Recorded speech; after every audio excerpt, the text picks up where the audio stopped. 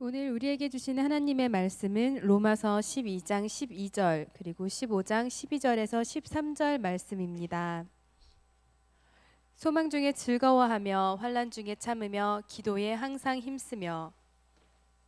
또 이사야가 이르되 이새의 뿔이 곧 열방을 다스리기 위하여 일어나시는 이가 있으리니 열방이 그에게 소망을 두리라 하였느니라. 소망의 하나님이 모든 기쁨과 평강을 믿음에서 너희에게 충만하게 하사 성령의 능력으로 소망이 넘치게 하시기를 원하노라. 아멘. 할렐루야. 오랜만이에요. 우리 청년들과 설교를 나누게 된 게 벌써 한 1년 넘은 것 같은데, 올해는 주제를 한 주제 가지고 쭉 설명하고 있습니다. 어떻게 하면 하나님을 기쁘시게 할까? 왜냐하면 우리가 살다 보면 내가 즐거운데 하나님이 마음 아플 수 있고, 때로는 내가 좀 힘들어도 하나님이 기뻐할 수 있고, 제일 좋은 건 이런 겁니다. 하나님도 기쁘고 나도 기쁘고. 오늘은 소망 이야기로 좀 나눠보려고 그래요. 하나님이 제일 기뻐하는 건 믿음입니다. 믿어주는 거, 신뢰해주는 거. 이왕 같이 가는데 믿고 따라주면 하나님이 기뻐하죠. 믿음이 뭐냐? 간단합니다. 하나님 계셔. 하나님 기분 나쁜 게 뭔지 압니까? 옆에 있는데 없는 줄로 착각하는 거. 어떤 사람은 그래요. 어디 계시냐고, 어디 계시냐고. 전도하다 보면 하나님 어디 계셔? 이렇게 말할 때 우리가 하는 얘기가 있어요. 듣고 계셔요. 듣고 계셔요. 이렇게 말하고 어디 계셔? 지금 듣고 계신다고요. 성경이 이렇게 말해요. 하나님이 자기를 기쁘게 하는 게 뭐냐? 반드시 계신 것과 그가 자기를 찾는 자에게 상 주시는 이심을 믿어야 할지니라. 믿음이래요. 근데 믿음과 항상 연관되는 단어가 있어요. 그게 뭐냐? 소망이에요. 진짜 믿으면 소망이 생깁니다. 소망을 가지고 있으면 진짜 믿음이 생기고요. 그래서 믿음과 소망을 나누어서 얘기할 수 없습니다. Shaking Foundation이라고 흔들리는 터전이라는 책이 있었는데, 내용은 간단합니다. 믿음이 흔들리면 마음이 흔들려요. 소망까지 흔들려요. 근데 믿음이 굳건하면 든든한 반석에 서 있는 게 뭐냐? 믿음이 든든하고 소망이 분명한 거. 오늘 시대의 제일 문제점이 뭐냐? 이렇게 따지면 다들 공감합니다. 소망을 잃어버린 세대. 미국도 마찬가지고 한국도 마찬가지고 매년 증가되는 비율이 있습니다. 자살률 증가된답니다. 자살하는 이유가 뭘까? 많은 분들은 없어서 자살한다. 그렇진 않습니다. 왜? 없는 나라가, 경제적으로 어려운 나라가 자살률이 더 적다는 거. 물질적으로 풍요한 나라가 더 자살률이 많다는 겁니다. 무엇이 사람으로 하여금 자살하게 만들까? 1년에 13,000명씩.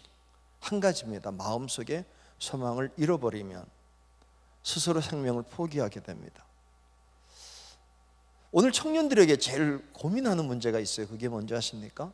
소망이 점점 식어져 가고 있다는 겁니다. 요즘 큰 문제 중에 하나가 뭐냐? 여러분 한번 물어봅시다. 이게 통계에 나오는 얘기인데 여러분은 어떻게 생각하는지. 여러분 시대는 여러분의 부모들보다 더 잘 살 수 있습니까? 없습니까? 여러분 시대가 여러분 부모들보다도 나는 더 잘 살 수 있다고 생각하는 사람 손 들어 볼래요? 네, 나는 그렇지 못할 것 같아. 근데 대부분 우리 시대 때 만약에 70년대에 청년들을 모아놓고 손들게 했으면 의심 없이 다 청년들은 우리 부모들보다 잘 살 거라고 생각했습니다. 이게 우리 한국만이 아니라 전 세계 공통적 현상이 뭐냐? 우리 시대는 우리 부모들보다 잘 살기는 힘들 거야, 이런 생각을 가지고 있다는 거예요. 근데 외적인 나라가 몇 개 있는지 아십니까? 중국, 베트남 이런 나라 청년들을 만나보면 여러분은 여러분 시대 부모보다 잘 살 수 있습니까? 그러면 손 바짝 들면서 훨씬 잘 살 수 있습니다, 이렇게 말한답니다. 소망이 굉장히 중요합니다. 소망이 왜 중요하냐? 방향탑니다. 여러분이 어떤 삶을 사느냐는 걸 보면은 저 사람 마음속에 꿈이 저거구나. 그러니까 마음의 기대, 비전, 소망, 꿈이 행동을 좌우합니다. 그래서 바라는 대로 가고 싶어 하는 거예요. 기대하고 희망하는 방향으로 사람은 걸어갑니다. 저 사람이 좋아하는 게 뭐냐? 마음속의 꿈이라는 거죠. 꿈은 방향만 주는 게 아니고 동력을 제공합니다. 가다가 지치고 힘들어 꿈이 있는 사람은 또 일어나는데, 꿈이 없는 사람은 방향은 있지만 눈은 보지만 주저앉고 꿈만 꿉니다. 하나님이 아브라함을 부를 때 이렇게 말씀하세요. 일어나 동서남북을 바라보라, 이렇게 말합니다. 창세기 13장 말씀이에요. 바라보라고 말하지 않고 두 번째 말합니다. 종과 행으로 행하여 보라, 밟아보라는 겁니다. 비전은 바라만 보는 게 아니라 밟는 겁니다. 그럼 비전은 날개 같은 거예요. 이 비전을 달고 있으면 계속 올라갈 수 있는데, 높은 곳에 있지만 비전이 꺾인 사람은 내려가기 시작합니다. 꿈 굉장히 중요합니다. 성경은 우리에게 엄청 강조하죠. 꿈을 가지셔야 돼요. 소망 가지셔야 돼요. 그런데 성경 읽어보면 조심스러운 얘기가 나와요. 왜 그런 꿈을 갖고 있냐? 꿈을 가지라고 말하고 소망을 가지라고 말하는데 그런 소망을 갖지 마, 이런 얘기예요. 그건 경계하는 소망이 있대요. 그게 뭔지 아십니까? 욕심입니다. 그래서 구분을 해. 갈라디아에서는 육체에서 나오는 소욕이 있고 성령이 나오는 소욕이 있는데, 만약에 누가 꿈을 꾸는데 야, 쟤는 저렇게 욕심을 부리냐? 꿈입니다. 욕심이 열망입니다. 근데 그 열망이 피폐시킬 수 있고 사회를 망가뜨릴 수 있는 열망도 있습니다. 그거 하나님 기뻐하지 않죠. 성경 우리들에게 요구하는 게 있습니다. 하나님이 기뻐하는 소망을 가져야 된다. 자, 방향성입니다. 어느 방향으로 가고 있는가? 만약에 내 방향이 잘못됐으면 속도가 빠르면 큰일 납니다. 방향이 잘못되면 속도를 늦추는 게 제일 좋아요. 그런데 만약에 방향이 옳다고 생각되면 힘차게 달려가면 됩니다. 근데 요즘 시대에서 제일 문제가 되는 게 뭐냐면, 우리 사회가 추구하는 꿈이 뭔지 아십니까? 이렇게 말합니다. 자아실현. 누구나 공감됨을 형성할 수 있습니다. 자아를 실현하라고, 자아를 실현하라고. 그럼 성경은 그렇게 말할까요, 안 할까요? 말합니다. 성경도 자아를 실현하랍니다. 그런데 자아 실현과 자아 실현이 다를 수 있다는 거예요. 무엇이 배경된 자아 실현이냐? 너가 꿈꾸는 자아가 만약에 세상을 바라보고 부러운 자아라면, 어떤 사람 봤는데 야, 나도 저렇게 됐으면 좋겠다, 나도 저렇게 됐으면 좋겠다는 나다면 그건 나중에 후회가 된답니다. 그런데 이렇게 되면 된답니다. 하나님의 약속에 근거한 나, 성경을 통해서 나를 향하신 하나님의 계획이 이런 거라는 사실을 발견하고 그게 꿈이 되면, 그래서 유대인들과 기독교인들의 특징이 뭐냐? 하나님의 말씀에 근거한 자아를 꿈꾸고 그게 실현되는 인생이 되면 복된 겁니다. 자, 믿음의 사람들은 다 그런 거였습니다. 아브라함 자아 실현이 있었습니다. 꿈이 있었습니다. 고향에서. 근데 어느 날 하나님이 너에 대한 자아를 새롭게 꿈꿔야 된다. 이 땅에 살지 말고 다른 땅에 출발하자. 모세 자아 실현입니다. 평안한 가정, 행복한 가정, 애 낳고 가정 꾸리고 잘 기르고. 근데 어느 날 하나님 호렙산에서 그를 만났습니다. 그런 꿈 갖지 말고 민족을 건지는 꿈 가지면 안 되겠냐? 다윗에게 꿈을 꾸게 합니다. 사무엘이 기름 부어주면서 너는 평범하게 이렇게 사는 줄지 모르지만 하나님의 계획은 이 민족의 왕이야. 자아를 꿈꾸게 한 겁니다. 그게 자기 현실과는 상관없어 보이지만 믿음으로 받아들일 때 그의 인생이 달라지는 거예요. 오늘 많은 소망이 있지만 바울이 얘기하는 소망을 좀 살펴보는데, 특별히 바울 중에 로마서, 바울은 많은 서신의 편지를 쓰면서 소망 얘기를 얘기합니다. 신앙 있는 소망 가져야 된다. 특별히 청년 때 소망 가져야 됩니다. 어떤 소망인가를 살펴보면 좋겠어요. 첫째는 산소망. 소망은 소망인데 산소망이냐 죽은 소망이냐를 구분해야 됩니다. 바울은 소망을 많이 강조해요. 베드로도 소망을 강조합니다. 특별히 베드로 전서 한번 읽어볼까요? 너희는 그를 죽은 자 가운데서 살리시고 영광을 주신 하나님을 그리스도로 말미암아 믿는 자니 너희 믿음과 소망이 하나님께 있게 하셨다. 베드로도 바울도 신앙생활하는 사람이냐 너? 이렇게 물어봅니다. 예, 그렇게 말하면 소망 가져야지. 너 소망이 뭐야? 이렇게 물어봅니다. 만약에 이 시간에 제가 여러분들에게 종이 한 장을 내주고 너 꿈을 한번 써봐 이렇게 말할 때 쓰셔야 됩니다.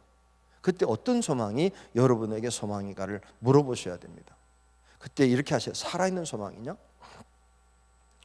자, 바울은 사방에 계속 소망 얘기를 해요. 편지를 읽어보면 소망에 들뜬 사람이에요, 바울이. 도대체 어떻게 저 사람은 저렇게 소망으로 가득 찬, 소망에 들끓는 사람이 될 수 있었을까? 이유는 간단합니다. 너무 우리는 이렇게 해서 저 사람은 꿈이 많은 사람은 일이 잘 풀리는 사람이 꿈이 많을 거라고 생각해요. 그렇습니까? 그렇지 않습니다. 바울로 가보자고요. 만약에 지금 여러분이 바울 시대 동시대 사람이라면 바울을 보면요, 야, 어떻게 버티냐 저 사람은. 가끔 감옥에 갑니다. 수많은 핍박이 있습니다. 유대인들의 외적인 공격이 있습니다. 안에서는 유대 출신 기독교인들을 공격합니다. 한순간도 편할 날이 없습니다. 만약에 여러분이 그런 처지에 있다면 소망이 아니라 낙심이 아니라 절망에 빠질 수 있습니다. 어떻게 이런 속에 살아 버티냐, 이런 생각을 가질 수 있다는 거예요. 근데 왜 사도 바울은 소망이라는 얘기를 말할까? 이유는 간단해. 이런 현실 속에 소망이 없이는 버틸 수 없기 때문에 소망이에요.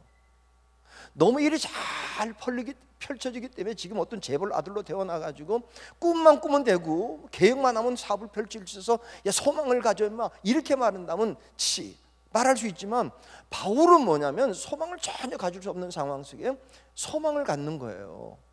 그런데 다시 한번 생각해 보세요. 바울이 다른 데 소망을 가져도 됩니다. 하나님 일 하다가 이렇게 힘들 때 그만두고 뭐 이것만 일이냐 간두고, 원래 학파 중에서 엄청난 공부를 했기 때문에 그 공부로 나가도 됩니다. 이걸 그만두고 그게 꿈꾸면 돼요. 그런 꿈. 또 아주 편안하게 하는 건 뭐냐, 사업하던 사람이야, 장막 깁는 사람이야, 지금은 텐트 장사하는 사람이라고요. 이렇게 피곤하게 살기 뭐 있어? 아무도 거치장 쓸 거 없이 앉아서 텐트 만들고 팔면 돈 벌고 사는 꿈, 그것도 꿈 아닙니까? 그런 꿈 꿔도 됩니다. 근데 사도 바울이 모든 걸 다 배설물처럼, 학자가 되는 것도 배설물처럼, 돈 버는 것도 배설물처럼 여기고, 고난과 환난을 중에서도 복음을 전하는 길로 가야 된다고 하는 것 속에서는 소망이 있었다는 거예요. 그게 뭔지 아십니까? 기다림. 이게 아무리 힘들어도 이 뒤에 나온 게 있다는 믿음이죠. 만약에 여러분이 지금 현실만, 왜 우리 청년들과 나이든 자살률이 제일 높은 게 노인이야, 또 4배입니다. 이게 왜 그런지 아십니까? 더 이상 소망이 없다고 생각하는 거예요. 절대로 그렇지 않아. 신앙인들이 가져야 될 게 뭐냐면 기다리는 거죠. 땅을 파고 씨를 뿌리고, 기다리면 간단해. 땅을 파고 씨 뿌리고 물 주면서 따는 걸 기다려요. 제가 요즘에 아주 재밌습니다. 뭐가 재밌냐? 따는 재미. 여기 뒤에 가보면은 요즘에 뭐 따냐면은 천도복숭아. 요즘 딸이 가서 따봐. 오늘 몇 개 있으니까 아직도 가가지고 배나무 사이에 빨갛게 달린 게 천도복숭아예요. 그거 따 먹으면 돼. 그다음에 일교육관 옆에 가면 그냥 복숭아.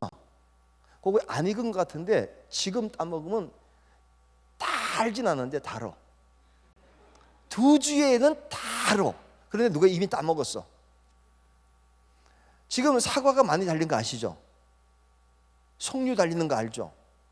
이 문 옆에 모루 달리는 거 아시죠? 전혀 모르는 것처럼 듣고 있어요. 내가 계속 하는 건데, 여기 지금 3층에 식당 밖에 딸기 달리는 거 아십니까? 이만한 딸기, 시꺼먼 딸기. 어쨌든 오늘 따먹는 게 임자야. 근데 그걸 제가 하면서 무슨 생각이냐, 뭘 할 때마다 봄에 막 비려주고 심고 할 때마다 6월 달에는 7월 달에는 6월 달에는 딸기, 7월 달에 8월 달에는 복숭아, 9월 달에는 사과, 10월 달에는 대추. 이게 기다림 속에서 오늘을 수고를 할 수 있습니다.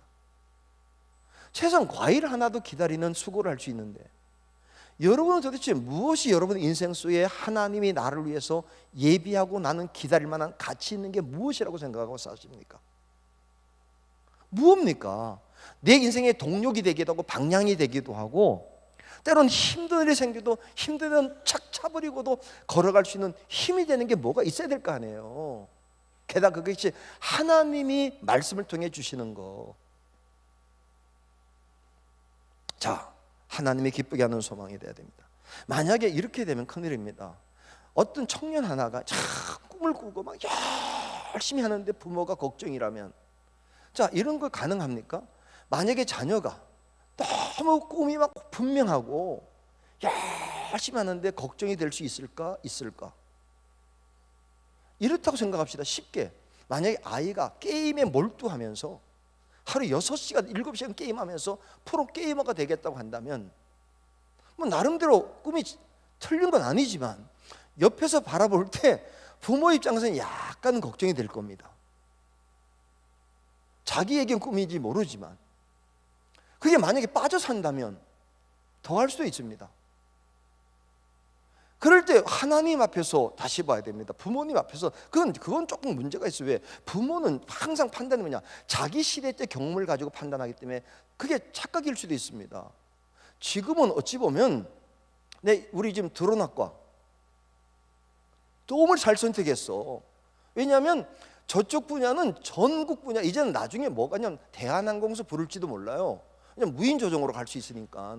그래도 무인 조종은 드론해야 돼. 지금은 기장되려면 우리 때만 하더라도 반드시 공군 사관학교를 들어가야 돼. 비행기를 조종하려면. 근데 이제 우리 시대 보고 그 얘기를 하게 되면요, 많은 부분이 그렇게 말할지 몰라.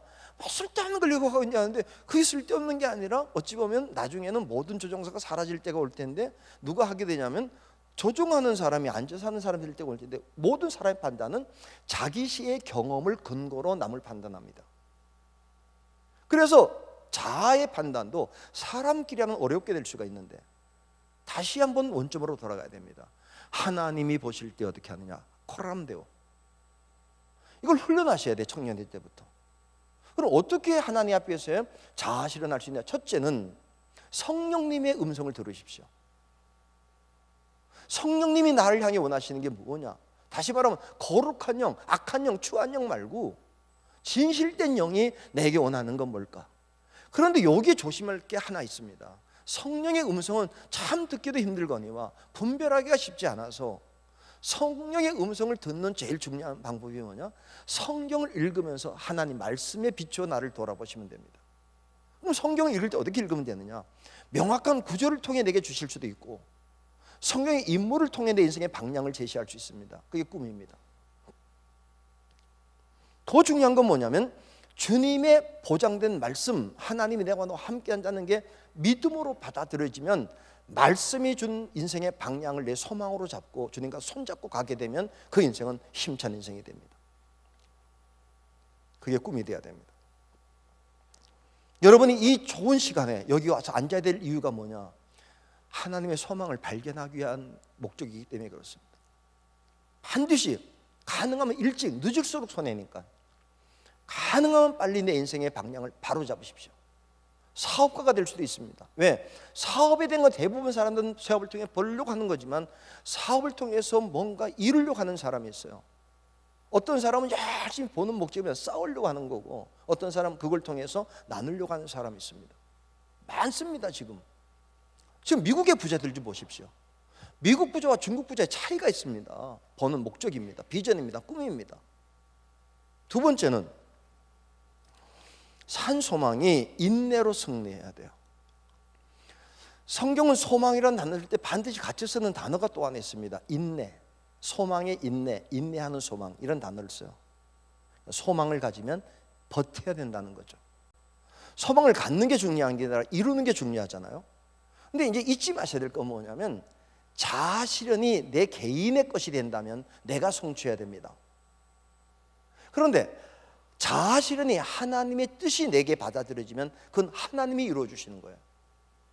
그러니까 내가 나를 이루는 인생을 살지 말아야 돼. 하나님이 이루어진 인생을 사셔야 돼요. 제가 항상 우리 아이들에게 하는 얘기가 있어. 뭐냐? 하나님이 행하시는 걸 경험해봐라. 너 하나님 이끌어가는 인생 좀 살아봐라. 여러분, 인생 사셔야 됩니다. 하나님 나를 평생 이끌어 주셨어. 그래서 언젠가 고백해보면 내가 한 게 하나도 없고 하나님 다 이루신 것을 경험하는 삶을 살 수 있기를 주의 이름으로 축복합니다. 고린도서 1장에 보면 이런 말씀이 있어요. 하나님의 약속은 얼마든지 그리스도 안에서 예스가 된다. 우리는 할 게 뭐냐? 아멘하여 영광을 돌리자는 거야. 그러니까 주님이 여러분이 믿음 생활하다가 기도 생활하다가 내게 비전을 주면 당장은 받아들이기 힘들지라도 아멘 하시면 돼. 왜? 친히 주님이 이루시겠다고 말씀하시면, 그러니까 성령의 감동이고 하나님 말씀이고 주님의 보장의 꿈이 된다면 현실을 보지 마십시오. 믿음으로 가십시오. 제가 가끔 표현했습니다만, 하나님이 제 목회를 하게 될 때 그냥 안정된 길로, 평안한 길로 갈 수 있었어요. 왜? 제가 나온 신학교 출신에서 저희 위치에서 이렇게 가게 되면 고정 코스가 있었습니다. 근데 하나님이 힘든 길로만 가라고. 그래서 제일 힘든 게 뭐냐? 대한민국에서 제일 힘든 데 가서 목회를 시작하라고 하는 말씀을 주셔서 부산에 간 거예요. 근데 지금 하나님께서 제 길은 하나님의 은혜 가운데 오게 하셨어요. 제일 힘든 데 가긴 했지. 근데 그곳에 가서 해보면서 그보다 힘든 데 겪을 수 없게 만들어 주시는 거예요. 그때 말씀 속에 소망을 얻는 것도 중요하지만 이 소망을 이루어야 되는 과정 속에 필요한 게 뭔지 아십니까? 인내라는 단어입니다. 자, 소망이 이루어지는 과정까지 이렇게 되는 겁니다. 인내입니다. 자, 소망은 이런 거예요. 소망이 저쪽에 있습니다. 그러니까 여기 있습니다. 그러니까 소망을 이루는 건 바울은 뭐라고 표현하냐? 다름박질이라고 표현해요. 성경엔 다름질, 다름박질, 달리기. 이러면 참 얼마나 좋겠습니까? 100m 달리기 딱 줄거놓고 빵 치면은 한 12초, 13초 쫙 뛰어 끝내는 거라면 소망 딱 챙기고 끝, 챙기고 끝 그러면 좋겠는데 그렇진 않습니다. 소망의 달리기는 산악경주처럼 출발해서 도착할 때까지 계속 때로는 막 광야를 뛰고 정글을 지나기도 하고 강을 건너기도 하고 산을 넘기도 하는 그런 것처럼 소망이 성취가 그런 건데, 가끔 이런 생각 들어. 곧장 달리기, 운동장 달리기도 아니고 산악 경주라면 그거만 해도 힘든데 계속 공교까지 들어오면 얼마나 힘들겠어요. 그게 신앙의 소망입니다. 그런데 성경은 말해요. 그 사이 속에서도 내가 너를 도와줄게. 사람들은 합니다. 상 받는 게 쉽지 않아요. 그때 어떤 마음이 드냐? 포기하고 싶은 마음이 껄떡껄떡 이렇게 들어. 그때 해야 될 기록은요, 인내가 소망을 이루시는 거예요. 저는 단축 마라톤, 10km 마라톤을 이렇게 이제 42km는 하는 안 하고 10km 마라톤은 5km도 있고 10km도 있고 그래요. 그러니까 저는 10km 마라톤 선수였는데 왜 10km 하느냐? 10km 한 3km 때까지는 뛰는데 3km 때부터는 숨이 막 이게 심장이 안에 있다는 걸 보여줘. 난 심장이 있는 걸 잘 못 느끼는데 언제 느끼냐? 1km, 2km까지 3km 정도 이제 뛰면 그때부터 뭐가 안에서 심장이 내가 있다, 내가 너 안에 있다 이러면서 이렇게 뛰다가 나중에 5km만 지나면 나가고 싶다 막 이런 얘기를 해 심장이. 그러다가 한 7km 지나면 목구멍으로 이게 토하고 싶은 이게 심장이 나오고 싶을 때 그걸 계속 버텨요. 뭘 버티느냐? 상 받는 게 버티는 게 아니야. 10km 딱 5km 갔다가 5km 돌아와서 도착한 다음에 잔디밭에 딱 누워서 하늘을 바라보는 거. 이게 기대가 돼요. 그래서 참는 거야. 그리고 10km 딱 마치고 들어왔을 때 1등, 사실 10km 뛰면서 1, 2, 3등 되겠다는 꿈 꿔본 적은 없어요. 그냥 딱 도착 무사히 마치고 돌아와서 누워서 완주 메달 하나 이렇게 받는 게 꿈인데 딱 누워서 잔디에 넣어가지고 이렇게 파란 하늘 쫙 바라보면 야, 잘 버텼다. 언젠간 인생은 그런 거다. 여러분 다 버텨왔잖아요. 3년 버텼고 3년 버텼고 3년 버티고 그게 인내입니다. 그러니까 소망을 이루는 건 인내인데, 자, 기독교 신앙은 달리기 인내하고 조금 다르다는 거예요. 보통 인내는 뭐냐? 꽉 다물고 뭐 이런 겁니다. 힘들 때 이 꽉 다물고 딱 감고 버티면 되지 뭐. 근데 바울이 말하는 소망의 인내는 환난 중에 즐거워하라는 거예요. 이게 쉽지 않아. 환난 중에 즐거워하라는 게 어떻게 환난이 즐겁냐고. 근데 사도 바울은 환난이 즐거웠다는 겁니다. 그러니 어떻게 알 수 있냐? 빌립보 감옥에 갇혔을 때 찬송했잖아요.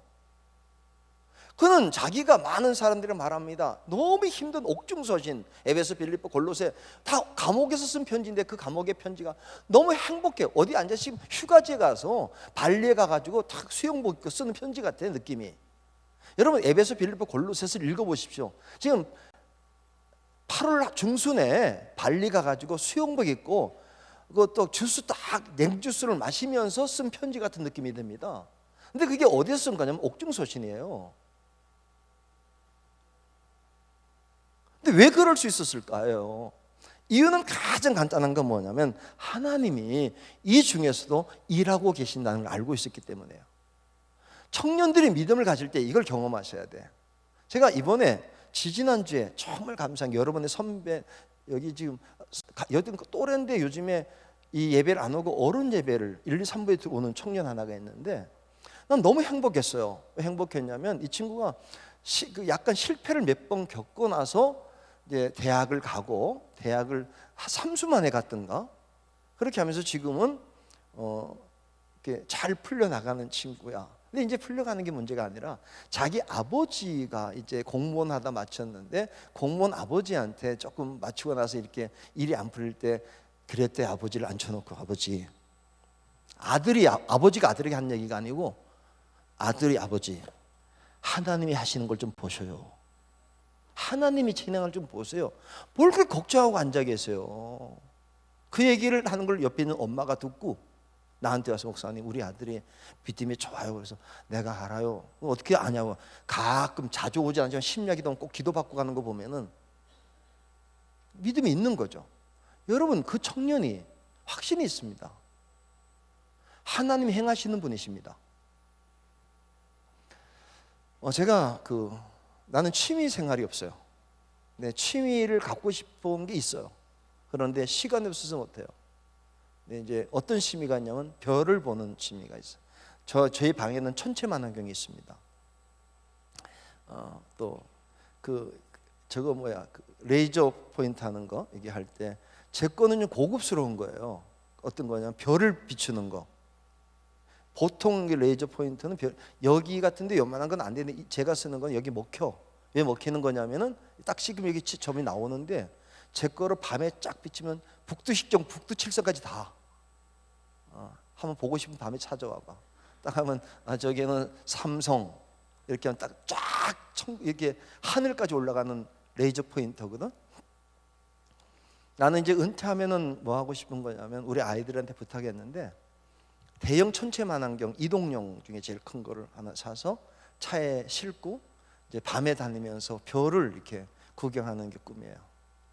두 번째가 뭐냐? 낮에는 낙하산으로 된 글라이더 이게 이제 행글라이더 있잖아요. 그거를 땅에서 탈 수 있습니다. 보드로. 저기 서핑보드 하는 것처럼 서핑보드 바다에서는 안 하는 거 땅에서 이걸 해가지고 이게 낙하산 쫙 펼치면 바람이 움직일 때마다 조정하면요 쫙 달려가는 맛이 기가 막혀. 한국서 몇 군데부터 미국 같은 데 하면 엄청나게 재밌어요. 근데 지금은 이제 돌아다닐 시간이 없으니까 그냥 꿈이 아내에게 여보 나 이제 어쨌든 은퇴하면 돼 그거 하는 거 알지? 그래서 알았어 마음껏 해. 딱 타면은 붕 떴다가 가라앉았다 붕 떴다가 가라앉았다가 신납니다 그거. 근데 조건이 하나 있습니다. 그게 뭔지 아십니까? 바람이 불어줘야 된다는 거예요. 바람이 샥샥 불 때마다 반짝 떴다가 가라앉았다 반짝 떴다가 가라앉았다가 뭐 이렇게 하는 게. 근데 바람이 없으면 절대로 즐길 수가 없어요. 인생이 그런 겁니다. 시도는 하지 않지만 제일 부러운 게 뭐냐? 파도, 집채만한 파도가 쫙 몰려올 때 그 빠져나가는 파도를 즐기는 사람. 확실입니다. 여기서 절대로 무너지지 않는 확신 가진 사람만이 즐길 수 있어요. 청년의 때 어떤 환난이 와도 하나님 내 인생을 좋게 만드신다는 믿음을 가지고 고난을 이기고 저 끝에 소망의 줄기를 바라보고 나가는 사람은 고난도 즐길 수 있습니다. 그리고 도착하는 순간에 쾌감을 맛볼 수 있단 말이에요. 조건은 하나입니다. 하나님의 말씀에 근거됐고 주님의 약속이 보장되어 있고 성령이 내 안에 보증해 주신 소망이 있게 되면 그게 가능해요. 그런 삶을 한번 여러분이 꿈꾸셔야 돼요. 하나님 내 마음속에 교회를 다니는 게 아니라 말씀 속에 꿈을 발견하게 해주십시오. 한평생 그걸 성취하는 동안에 끊임없이 하나님의 진행 과정에서 즐거움을 누릴 수 있게. 그래서 환난 중에 즐거움이 가능합니다. 셋째는 소망의 끈을 놓지 마라. 소망을 갖는 게 문제가 아니에요. 이루는 게 중요한 거죠. 이루는 방법은 간단합니다. 포기하지 않는 겁니다. 작심삼일이 무슨 말이죠? 작심이라는 겁니다. 꿈을 꿨다는 겁니다. 3일 동안 꿈꿨답니다. 꿈을 가졌는데 포기한 거예요. 끈을 놓친 거야. 이유가 많아. 힘들어서, 어려워서. 그러면 많은 사람들이 소망을 가지란 말에는 받아들이는데 딱 소망을 이뤄가는 과정 속에 있는 환란이 힘들어지니까 놓치는 거예요. 근데 힘들어도 죽지 않는 한 놓칠 거 없어. 더 중요한 게 뭐냐? 기독교 신앙은 죽어도 살리는 거라는 거. 하나님은 그게 순교자의 신앙이었어요. 죽어도 살릴 텐데 뭐 나팔선하게 일어나게 될 텐데 뭘 그것 때문에 내가 그것까지 줄을 놓냐? 줄을 놓는 게 손이 잘리고 팔이 잘린 한데라 줄은 안 놓는다는 거야. 하나님이 그럴 때 우리의 믿음의 소망을 보는 거죠. 자, 그럴 때 소망을 이루는 중요한 방법이 시선 고정입니다. 시선 고정이 뭡니까? 수데반이 지금 복음을 전하다가 돌에 맞아 죽고 있습니다. 돌이 날라오고 위협의 소리가 들리고 사람의 눈빛이 살기가 도질 때에도 그는 이렇게 말하죠. 주님을 바라봤다는 거예요. 바라봤더니 우편에 앉아 계신 분을 본다고. 여러분, 베드로가 우리 어릴 때 수많이 들었던 이야기, 풍랑이 있는 바닷속에서 주님 바라볼 때 무리를 걸었는데 풍랑을 보면 가라앉았더라. 여러분, 문제를 바라보면 문제 때문에 위축이 돼요. 근데 문제를 여러분의 평생 동안 수많은 문제가 부딪힐 텐데 문제가 닥칠 때마다 문제를 풀어주시는 예수를 바라보는 힘을 가지셔야 돼요. 무엇을 볼 거냐는가, 무엇을 볼 거냐고. 그걸 시선이 중요해요. 시선, 집중, 고정, 채널을 고정하라고. 음성에다가. 그러니까 이제 집회를 저는 그 부흥회를 한 달에 한 번 정도는 외부로 나가요. 매주 나갈 수는 없고 바빠서 한 번 나가는데, 이제 우리 교회에서 할 때는 뭐 자연스러운데 우리 교회는 누군지 아니까 이렇게 보면 우리 청년들도 많은 청년들이니까 이렇게 하는데, 다음 주에 제가 이제 성북 지역 서울 삼선동 지역에 있는 교회들 30개 교회를 모아놓고 집회할 때 가보면 처음 보는 사람이잖아요.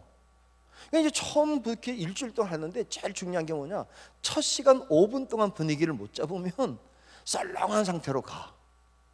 근데 그때 이제 어떤 게 있냐면 꼭 가보면 그쪽에 한 분이 이렇게 팔짱 딱 끼고 어떻게 하나 보자 이런 자세로 앉아있는 사람이 있고, 어떤 사람은 다 보면서 그냥 꿀송이 먹는 것처럼 이렇게 받아들이려는 사람이 있어. 근데 우리는 어떻게 하냐면 막 긴장시키는 사람 보고 5분 서 있으면요, 내가 긴장이 돼. 누구나 안 봐. 막 기쁨으로 받아들이는 사람만 바라보고 하지. 어떤 목사님이 유명한 얘기가 있어요. 권혁구 목사님이라고 이제 은퇴하셨는데 한국의 유명한 부흥사로 마친 분인데, 이분이 설교를 못 해가지고 처음에 목회를 나갔는데 전도사 때 6개월도 안 돼서 바뀌어야 되는 거야. 왜냐면 설교가 안 되니까 막 다 졸기 나고 잠만 자고 자기도 미안하지. 받아들이는 사람이 없으니. 그러니까 나중에 이제 이게 위축돼 가지고 다른 교회 가서 해볼까 위축되고 4군데를 돌다가 아예 안 되겠다, 목회를 그만둬야 되겠다, 나는 사명이 없나 보다. 아무리 열정이 있어도 재능이 없는 걸, 설교하는 재능이 없는 걸 어떻게 하겠어. 그만두려고 딱 먹었는데 한 번 더 다른 교회 갔다가 해봐야지. 그리고 다른 교회, 시골 교회 가서 이제 설교를 하려고 하는데, 아니 처음 자기 설교 아멘 하는 분이 있는 거예요. 어떻게 내 설교 아멘을 다 하나. 근데 조금 문제는 뭐냐, 박자가 안 맞아, 아멘이. 그래서 이제 나중에 알고 봤더니 이분이 누구냐, 귀가 먹은 할머니가 아멘 아멘 하는 거야. 참 귀가 먹은 분이 뭘 안다고. 그랬더니 기가 막힌 얘기가 뭐냐, 귀가 막힌 귀 먹은 할머니가 하는 얘기가 이 얘기야. 자기는 아무것도 안 들리는데 교회를 나와서 전도사님 무슨 얘기를 하는데 무슨 얘기인지 모르지만 좋은 얘기 하겠지, 예수님 얘기 하겠지. 자기가 귀 먹기 전에는 다 듣고 있었는데, 그래서 앉아가지고는 입이 딱 하다마다 닦일 때쯤에 예수 얘기했을 거다, 아멘, 예수 얘기했을 거다, 아멘 하고 산다는 거예요, 자기는. 근데 신기한 게 뭐냐면 이 권혁구 전도사가 아니야, 그분만 바라보면 자기 소리 아멘 해주니까 막 신나가지고 막 하다가 2주 3주 지나면서 설교가 늘어나기 시작한 거야. 그래서 6개월 지나도 떠날 생각 없이 이제 설교를 잘하게 됐는데, 친구들 사이에 소문나서 야, 이게 걔 안 떠나냐? 그랬더니 잘하고 있어. 진짜 봤더니 설교를 잘하는 거야. 그래서 한 번은 이 권혁구 전도사를 불러다가 우리 가서 설교하라고 딱 그랬는데 와서 죽쓰는 거야. 왜 그러냐면 쫙 노려보는 사람들 때문에. 그래서 이분이 어떻게 했냐면 다음에 어디서 초청할 때마다 그 귀먹은 할머니를 데리고 가서 남편이었고 그분만 데리고 막 설교하다 보면 설교가 돼서 나중에 부흥돼서 분당에 삼성교회라는 큰 교회를 지었다는 전설이 있어요. 시선을 누구 볼 거냐는 거죠. 여러분이 살아가다 보면 소망은 가지고 있는데 소망의 길을 막으려는 다른 것들을 자꾸 보면 위축이 됩니다. 그때 주님을 바라보. 그 소망 주시면 누구냐? 주님이시고, 그게 뭡니까? 말씀을 계속 보다가, 기도하다가, 말씀 보다가 길을 걸어가면 하나님께서 그 길을 인도하신다는 거예요. 또 이런 경우입니다. 저 같은 경우는 제 방에는 책으로 뭐 그냥 가득 차 있긴 한데 구석에 중간에 흉상 하나 있어요. 나무로 깎은 건데 그게 뭐냐? 예수님의 가시관 쓰신 흉상을 제 소파 옆에 이렇게 두고 있어요. 쉴 때는 가끔 이렇게 쭉 바라보고 있으면 나를 위해 십자가 지신 예수, 못 박힌 예수에 대한 바라만 봐도 나를 위해 못 박히기까지 했는데 위로가 됩니다. 또 책상 앞에, 컴퓨터 앞에 이렇게 그림 한 장이 제 아내가 그린 건데 예수님이 목자가 양을 안고 있는 그림이에요. 그거 보고 있으면 편안해져. 주님에게 안겨 있는 거. 그리고 주님이 나를 안고 목적지까지 가겠지. 양이 꿈꾸는 게 목적지인데 양이 가는 게 아니에요. 목자가 안고 가요. 여러분이 그걸 믿으셔야 돼. 교회를 나오는 게 문제가 아니야. 신앙과 소망은 붙잡고 나갈 때. 더 중요한 게 뭐냐? 하나님이 나를 사랑하신다는 믿음을 가지셔야 됩니다. 어떤 상황이 있어도 하나님 나를 사랑하신다. 제가 우리 청년 중에 한 명 요즘에 확인했더니 청년부에 안 나오고 있어요. 그래서 권면했어요. 근데 이번 3일 오늘 3부 예배 나와 앉았더군요. 내가 그 가정 관심이 있는 가정이야. 할머니에 대해서, 아버지에 대해서 어려움이 있었어. 근데 제가 한 가지를 얘기했어요. 그래도 하나님은 살아계시고 사랑한다. 가끔 우리에게 어떤 문제가 생기냐면 하나님 오늘날 사랑하기는 우리를 사랑하고 계셔 진짜? 이런 얘기가 하고 싶을 때가 있습니다. 있습니다. 그래, 그런 말이 있을 때도 하나님 말합니다. 난 너 사랑해. 자, 중요한 본문 하나를 찾아보. 로마서 8장 35절. 이 말씀 우리 함께 읽으면 좋겠어요. 로마서 8장 35절 한번 올려줄까요? 누가 우리를 그리스도의 시작. 누가 우리를 그리스도의 사랑에서 끊을 수 있겠냐? 환난이겠냐? 곤고겠냐? 박해겠냐? 기근이겠냐? 적신이겠냐? 위험이겠냐? 칼이겠냐? 어떤 일이 있을지라도 사랑이 끊어질 수는 없지. 이런 게 환난도 곤고도 박해도 기근도 적신도 위험도 칼도 전개될 수 있지만 어떻게 하나님 사랑이 없다고 말할 수 있겠냐 나를. 그럼 하나님 얼마나 부담되겠어. 또 저렇게 날 믿어주니 이런 일이 전개돼. 바울이 하는 얘기요. 주변에 막 이런 일만 가득 차 있는데도 사랑이 날 하고 있는데 어떡하겠어. 주님이 날 사랑하는데. 이 고백이 여러분의 고백이 될 수 있기를 주의 이름으로 축복합니다. 다시 결론 내리면 소망 가지셔야 돼요. 그 소망이 나를 위한 소망인데 하나님이 나를 향한 소망이 돼야 됩니다. 그게 내가 받아들여요. 자기의 기쁘신 뜻을 따라 우리의 마음속에 소원을 두고 행하게 하신다고 그랬어요. 교회를 나오는 이유는 간단합니다. 꿈을 꾸러 나오십시오. 예수 앞에 꿈을 꾸십시오. 그걸 한평생 교회에 나와서 말씀 듣다가 꿈을 발견하고 그 꿈을 평생 이루는데 내가 이루는 게 아니라 주께서 이루시는 것을 보는 체험의 삶을 살게 된다면 언젠가 여러분 나중에 누구에겐가 이 말을 하게 될 겁니다. 너도 예수 안에 소망을 가져라. 마지막 절 골로새 1장 23절 이런 말씀이에요. 뭐라고 되어 있냐? 만일 너희가 믿음에 거하고, 읽어볼까요? 만일 너희가 믿음에 거하고 터 위에 굳게 서서 너희 들은 바 복음의 소망에 흔들리지 아니하면 그리하리라. 복음은 소망과 함께 옵니다. 복된 소식이 뭐냐? 복된 소식을 들을 때마다 뭔가 꿈틀거리는 소망이 일어나야 된다는 얘기예요. 언제 여러분 집에서 책을 읽다 성경 읽다가 꿈틀거리면 좋겠어. 어느 날 말씀 듣다가 좀 꿈틀거리면 좋겠어. 어느 날 기도하다가 복음이, 좋은 소식이 내게 소망으로 다가오면 좋겠다고요. 그때 이 복음은 천한 만민에게 전파된 것이고 나는 이 복음의 일꾼이라고. 여러분들이 언젠가 누구에겐가 복음을 명확하게 말할 수 있을 때, 나 복음 때문에 살았어. 나 정말 절망적이었는데 하나님 말씀 때문에 힘 얻었어. 이걸 고백할 수 있기를 주의 이름으로 축복합니다.